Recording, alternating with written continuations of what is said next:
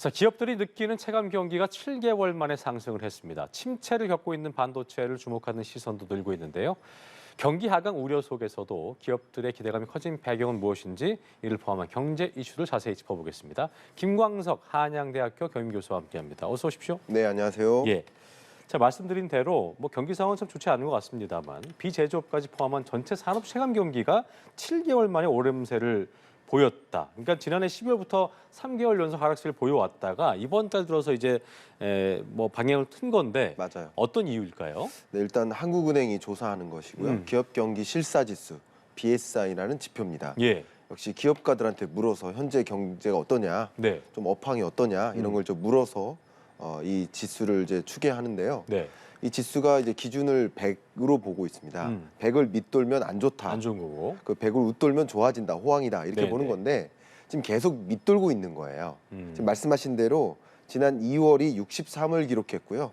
이 지수가 이번 3월 달 70을 기록했습니다. 예. 7포인트 정도 올라간 건 사실입니다만 그렇지만 여전히 100을 훨씬 밑돌고 있기 때문에 체감 경기가 정말 안 좋다가 조금 덜 안 좋다 요 정도인 거지 이제 경기가 개선됐네 이렇게 해석하긴 좀 어려운 감이 있겠다라고 말씀드릴 수 있고요. 또 한 가지는 이게 회복은 어쨌든 됐지 않습니까? 최저 그 바닥은 찍고 좀 회복되는 느낌이라고 볼 수 있는데 이 제조업 업황을 가리켜주는 BSI가 있고 서비스업 업황을 가리켜주는 BSI가 있는데 둘 다 올라갔습니다. 근데 어쨌든 업종별로 있나 보군요, 그게. 그럼요. BSI가. 업종별로 다 네. 구분할 수 있습니다. 근데 그 업종별로 봤을 때 특히 많이 오른 영역이 우리가 좀 관심 가질 만한 전자, 영상, 통신 장비 영역인데 예. 주로 얘기하면 이제 반도체 영역이라고 볼 수 있겠습니다. 그렇군요. 기계 장비 영역도 많이 오르고요. 왜냐하면 전자, 영상, 통신 장비에 매출이 늘었다는 게 아니라 향후에 더 이 반도체 수요가 늘어날 것이다라는 생각이 있다면 현재 매출이 줄지라도 설비 투자를 늘려서 생산을 준비해야 되지 않겠습니까?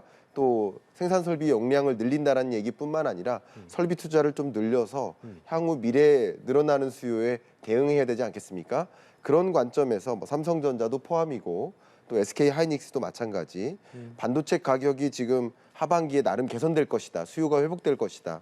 그런 기대감으로 설비 투자를 계속 진척시켜 나가고 있는 모습. 그런 것들이 이제 반영된 것이 지금 이 업황을 보여주는 지수라고 볼 수 있겠습니다. 반도체 업계가 계속 안 좋았잖아요. 그런데도 불구하고 이게 지금 체감 경기가 좀 나아졌다는 것은 네. 바닥을 찍었다. 네. 그거는 확인할 수 있는 거예요? 아니면 또 다시 꺾일 수도 있는 건지 그것도 궁금하더라고요. 이건 이제 계속 안 좋다가 어쨌든 조금 반등했는데 여전히 100 밑에서 안 좋은 수준이 개선된 거니까 이걸 개선됐다고 보기는 좀 어렵겠고요. 그러나 바닥을 찍었다 하더라도 한 번 반등한 거죠. 그러면 이제 3월 달에 반등한 건데 4월 달에 이어서 반등세를 유지해 나갈 것인지는 그게 또 중요하겠네요. 미지수이기 때문에 지금 한 번 반등했다고 이제 바닥 찍었다라고 판단하기 좀 섣불리 해석하면 안 되겠군요. 그럼요. 그렇군요. 어렵습니다. 이런 상황에서 네. 미국의 반도체 회사죠. 마이크론이 역대 최대 손실을 기록했는데 또 네. 실적도 악화됐고요. 그런데 또 궁금한 것은 보니까 네. CEO 입장에서는 2025년에는 기록적인 성장을 할 거다 이렇게 하면서 네. 희망을 전망을 내놨기 때문에 주가는 상승했는데 네. 어쨌든 이런 큰 업체가 역대 최대 손실을 봤기 때문에 어떻게 보면은 반도체 업체들의 바로미터로 볼 수 있는 이 기업의 이런 상황들 이게 네. 삼성전자와 SK하이닉스에 어떤 영향을 미칠 것인가 이 부분을 네. 좀 주목해야 될 것 같습니다. 예, 바로미터라고 하는 이유 중에 하나가 이 메모리 반도체 업계에서는 3위 기업입니다. 마이크론. 삼성전자가 1위, 예. SK 하이닉스가 2위, 3위가 바로 마이크론이라고 볼 수 있습니다. 네. 그래서 특히 이제 이들의 회계 연도 기준이 12월부터 2월로 되어 있어요. 그러니까 먼저 발표할 수 있겠죠. 예, 예. 그래서 먼저 발표됐는데 이번에 매출액이 52.57% 줄었습니다. 20년 만에 최저치의 매출액을 기록했고요. 약 4조 8천억 원 정도. 네. 굉장히 급감했다 이렇게 볼 수 있겠고요. 영업 손실도 역시 급감해가지고 대략 3조 원 정도에 이르는데요. 자, 그런데 이런 영업 손실에도 불구하고 향후에 괜찮아질 것이다. 뭐 이렇게 판단하는 여러 가지 이유가 있겠죠. 그 이유는 앞에 잠깐 영상에도 나왔지만 챗 GPT라든가 자율주행차라든가 예. 미래 산업 수요에 반드시 들어가는 게 또 반도체이기 때문에 예. 지금은 재고가 쌓이고 소위 경기 침체, 경기 부진으로 인해서 많은 그 반도체 수요가 급감하면서 반도체 재고가 쌓였던 거예요. 예. 반도체 가격도 떨어지고요. 그러니까 예. 수요도 부족하고 가격도 떨어지고 그러니까 반도체 업황이 정말 안 좋은 상황인데 이것이 일시적으로 안 좋은 거냐? 그게 아니다. 일시적인 거다. 중장기적으로 봤을 때는 매우 미래 유망하고 특히 챗 GPT 열풍이 불어나고 있기 때문에 우리 가만히 생각해 보면 2000년대 우리 스마트폰이 보급되기 시작하면서 엄청나게 반도체 수요가 늘었잖아요. 그랬었죠. 마치 그것에 비유될 만큼 챗 GPT라든가 자율주행차라든가 이런 부분에 대한 이 반도체 수요, 첨단 반도체 수요가 지속적으로 늘어날 것으로 보고 있기 때문에 그렇군요. 그런 관점에서 이것이 장기적으로 유망하다. 이제 바닥 찍고 회복된 거다라고 표현해 볼 수 있겠죠. 물론 이제 CEO의 발언이니까 더 이상 이 마이크론 주가를 떨어뜨리게 하방으로 보지 마라. 이제 이게 바닥이고 이제 올라갈 거다라는 미래의 어떤 기대에 유망한 것을 강조하는 그런 CEO로서의 입장도 분명히 우리는 가감을 해야 되겠다 생각합니다. 여러 것들을 좀 고려했다 볼 수 있겠군요. 그런 당연히 발언이. 수장으로서는 그렇군요. 이렇게 역대 최저 실적임에도 불구하고 지금까지는 안 좋았지만 앞으로 좋다라고 발언해야 되지 않겠습니까? 시기적으로 네. 이제 25년을 찍었는데 그렇다면 내후년이잖아요. 그렇습니다. 그렇다면은 업황이 좀 좋아지지 않다가 지금 말씀하셨던 것처럼 그 시기 때 아마도 아까 말씀하셨던 챗 GPT 관련도 그렇고 네. 뭐 어떤 자율주행차도 그렇고 네. 폭발적으로 늘 수 있는 그 시기가 그때일 수 있다. 네. 티핑 포인트가 그때일 수 있다라고 좀 보는 걸 수도 있겠군요. 그렇게 이 업계에서는 판단하고 있는 경향이 좀 짙습니다. 왜냐하면 경기에 순환 주기가 있듯이 예. 반도체의 순환 주기가 있는 거예요. 앞서 그런 말씀 드렸었지만 예를 들어서 이런 스마트폰을 오늘 구매한단 말이에요. 예. 그러나 이 제품에 대한 설계는 이미 3년 전부터 그럼 조달 계획 여기에 각종 들어가는 부품이나 원자재나 솔싱 이런 구매 조달 계획은 벌써 1.5년 전부터 그러니까 앞으로 경기가 안 좋아질 거라고 생각하니까 가전제품 회사들이 반도체 수요를 줄였던 거예요.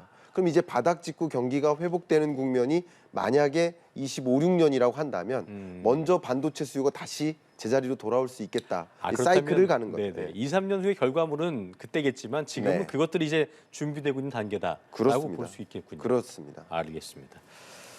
자, 그리고 주제를 좀 바꿔서 악성 미분양 얘기를 좀 해볼 텐데요. 이게 준공 후에 미분양 아파트의 실제 숫자가 정부 통계보다 이제 2배 넘게 많은 것으로 확인이 됐는데 부정확한 통계를 좀 참고할 경우에는 정부의 부동산 대책이 좀 엉뚱한 길로 간다거나 실기할 수도 있을 텐데 이런 상황이 발생하는 이유는 왜 그런 겁니까? 예, 일단 대표적인 사례 중에 하나가 조사를 해봤더니 미분양 2채를 신고했는데 예. 그러나 실제 등본상에는 100채의 미분양 주택이 있었다. 이런 사례도 있었습니다. 그래요. 이 결과적으로 미분양 주택 건수라는 이 통계가 예. 국토교통부에서 오늘 11시에 이제 보도가 되기 시작했는데요. 그러니까 매월 말일쯤에 보도가 됩니다. 근데 이 국토교통부에서 추계하는 미분양 주택 건수 이것은 신고제예요. 예. 기업이 신고하는 겁니다. 자발적으로 신고에 의존해서 미분양 주택 현황을 추계하는 것인데 이게 어떤 이 법적으로 이게 반드시 이 미분양 주택을 철저히 신고해야 된다라는 의무 조항은 아니라는 거죠. 예. 자발적인 신고인 거고요. 예, 그렇게 되는 이유 중에 하나는 미분양 주택 그 정보는 건설사 입장에서 영업 비밀에 해당될 수 있다라고 인정하고 있는 모습이에요. 그래서 건설사 신고를 좀 의무화해야 되지 않겠느냐라는 그런 입장도 많이 있습니다. 실제 이번에 이 미분양 주택 건수를 말 그대로 이 등기부등본을 가지고 분석을 했거든요.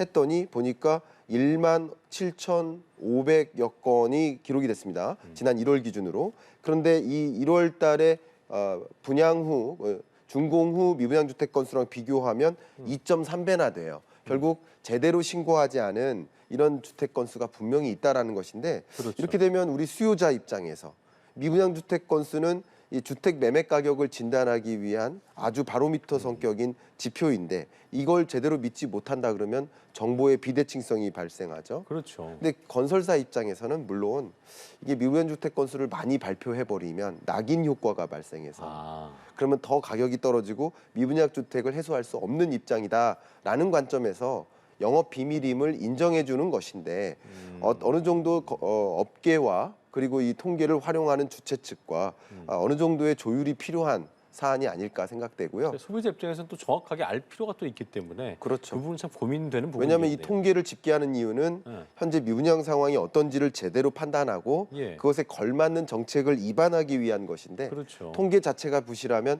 적절한 좋은 정책을 마련할 수가 없는 것이죠. 그런 면에서 오히려 이런 것을 감안해서 미분양 주택 통계를 추계하는 데 있어서 뭔가 좀 현실화해야 되겠다라는 말씀드리고요. 또 한 가지 제가 강조하고 싶은 것은 오늘 발표된 미분양 주택 건수가 지금 3월 말이잖아요. 2월 달 미분양 주택 건수입니다. 아, 오늘 발표된 게. 그렇죠. 벌써 약 한 달간의 격차가 나죠. 그랬네요. 그러니까 이렇게 되면 계속 이 정책을 입안하는 데 있어서 통계를 지난달 통계를 보고 엇박자를 낼 수도 있는 거 그게 아니겠습니까? 이제 한 달이 넘어가게 되면 그 시기도 그렇죠. 결코 짧은 시기는 아니기 때문에. 그렇죠. 그런 관점에서 이 미분양 주택 통계의 어떤 정치와 혹은 좀 빠른 개선, 또 빠른 시간에 업데이트하는 공보 이런 것들을 좀 개선해 나갈 필요가 있지 않을까 생각합니다. 자, 이런 상황에서 지난달에 이제 전국 미분양 주택 증가 속도, 네. 증가세는 좀 확연히 둔화가 된 것으로 확인이 됐습니다. 네. 그러니까 이것은 이 이유가 무엇이냐? 그러니까 정부가 분양 관련 규제를 대폭 완화했기 때문이냐? 그 효과를 볼 수 있느냐라는 예. 목소리가 나오고 있는데 어떻게 네. 분석하십니까? 미분양 주택 건수는 지난 22년 12월이 6만 8천 호. 그리고 이번 1월 7만 5천 호. 그리고 여기서 이번 2월 달 발표가 오늘 나온 거예요. 그 값이 정확히 79가구 들어서 7만 5,438가구. 이 정도 됩니다. 그러니까 증가세가 7만 5천대의 이 정점에서 이제 머무는 느낌인 거예요. 증가하긴 했지만 네, 네. 증가세가 주춤해진 거예요.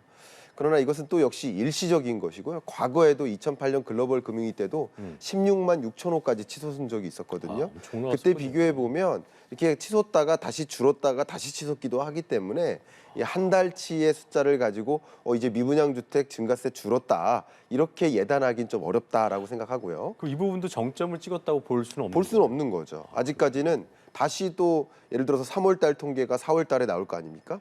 그때 다시 늘 수도 있는 것이 그건 누구도 알 수 없는 것이니까 그렇죠. 그걸 이제 한 가지 말씀드리고 싶고요. 더 중요한 것은 그냥 미분양 주택 건수 약 지금 7만 5천 호에 해당되는 이 건수가 중요한 게 아니라 준공후 미분양이 중요합니다. 근데 준공후 미분양 주택은 지난달 대비해서 벌써 1,000호가 늘었습니다.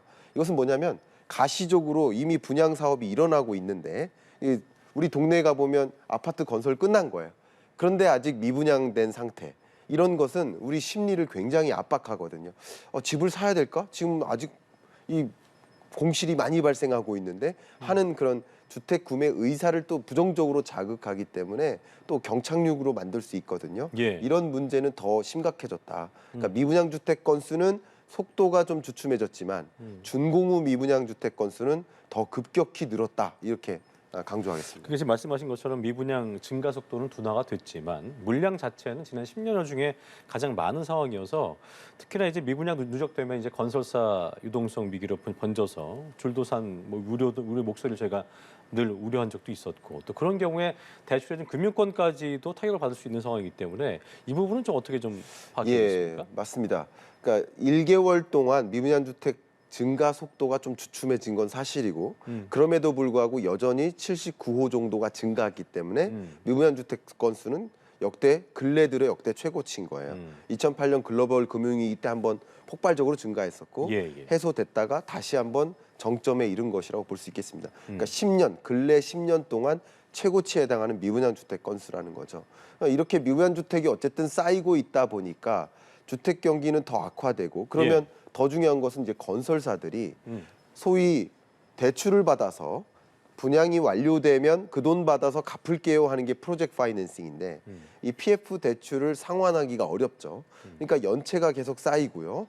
미분양 주택이 계속 쌓여감에 따라서 PF 부동산 PF 대출 잔액도 쌓이고 연체액도 쌓이고 연체율은 계속 상승하고 특히 그 중에서 이 비은행 예금 취급 기관 가장 대표적으로 이제 새마을금고라든가 저축은행 같은 경우는 상대적으로 지방에 있는 또 충분하지 않은 좀 부실한 건설사에게 대출해 줄 경향성이 높겠죠. 이런 건설사로부터 대출을 공여해 줬기 때문에 상대적으로 대출을 상환받지 못하는 금융부실로 연결될 가능성이 여전히 높아지고 있다. 그렇군요. 이렇게 해석해 볼 수 있겠습니다. 알겠습니다. 마지막 줄을 짚어보죠. 자, 이복형 금감원장이 조건이 충족되면 이르면 올해 내에 공매도 규제 해제를 검토하겠다 입장을 밝혔습니다. 그렇습니다. 개인 투자자 입장에서는 공매도 금지 해제되면은 증시에 부담 줄 수 있고 증시 하락 가져올 수 있다 이런 네. 뭐 얘기를 하면서 반발하고 있는 상황인데 네. 지금 현 상황은 좀 어떻게 좀 바라봐야겠습니까? 일단 금감원장이 이렇게 발언했죠. 외국인 투자자에게 매력적인 시장이 되도록 하겠다. 그렇습니다. 이게 무슨 뜻이냐면 궁극적으로 우리 정부가 음. 나아가야 할 금융시장의 방향성이 세계 선진국 수준의 금융시장으로 만들겠다라는 거예요. 그러면 선진국 시장이라고 한다면 가장 대표적인 게 MSCI 선진국 지수에 포함되느냐 아니냐. 네. 근데 우리는 지금 다른 여건에서는 대부분 선진국으로 포함되어 있습니다. 우리 G20에도 들어가 있고 OECD에도 가입됐고 여러 실물 경제 관점에서는 선진국 반열에 이미 들어가 있습니다. 그러나 금융 시장만큼은 아직 선진국 지위를 못 받고 있는데 네. 못 받고 있는 여러 가지 이유 중에 하나가 공매도 이겁니다. 이게 완전히 재개되지 않아서.